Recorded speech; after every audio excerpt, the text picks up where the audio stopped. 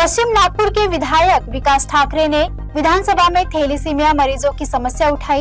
इसके जवाब में स्वास्थ्य राज्य मंत्री मेघना साकोरे बोर्डीकर ने थैलेसीमिया मरीजों के लिए अहम घोषणाएं की। विदर्भात विशेषतः नागपूरमध्ये थॅलेसेमियाचे रुग्ण सर्वाधिक आहे।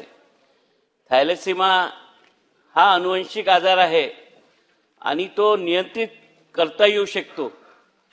जर मुलगा व मुलगी लग्नापूर्वी HPLC टेस्ट करून घेतली आणि दोघेही थॅलेसेमियाचे टेस्ट पॉझिटिव्ह आढळल्यास त्यांचा विवाह टाळला गेला।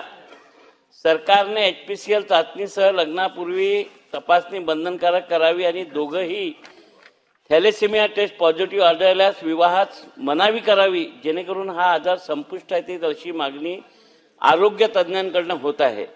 आणि आपण पाहतो की मग नवीन अपत्य येते त्याला बालपणापासूनचा आजार होतो। तर यावर सरकार काही निर्णय घेईल का, हा माझा एक स्पेसिफिक प्रश्न आहे।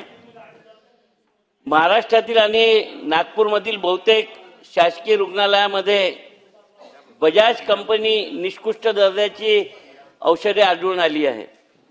ती औषधे लहान मुले खात नाही व या कंपनीच्या अनेक तक्रारी आल्या आहेत असं तज्ञांकडून आरोग्य माहिती मिळाली आहे। तर नामांकित कंपन्याचा शासन पुरवठा करणार का, हा माझा दुसरा प्रश्न आहे। नागपुरातील डागा हॉस्पिटलमधील CVS सेंटर मंजूर झालेले असून सर्व आवश्यक उपकरणे देखील आलेली आहेत, तरीही शासन हे सेंटर सुरू करत नाही। हे सेंटर सुरू झाल्यास गर्भधारणे दरम्यान थॅलेसेमिया व इतर अनुवंशिक आजाराचे निदान करता येणे शक्य होईल। शासन लवकरात लवकर हे केंद्र सुरू करेल काय? महाराष्ट्रात 30 लाखापेक्षा जास्त खर्च येणाऱ्या महागड्या बोन मेरो ट्रान्सप्लांटसाठी प्रत्यारोपणाचा खर्च पडवत नसलेल्या पात्र आणि गरजू थॅलेसेमिया रुग्णांसाठी शासन इतर राज्यांप्रमाणे जसे की छत्तीसगडमध्ये 15 लाखाचा निधी उपलब्ध आहे तो उपलब्ध करून देणार काय, हे माझे स्पेसिफिक प्रश्न आहे।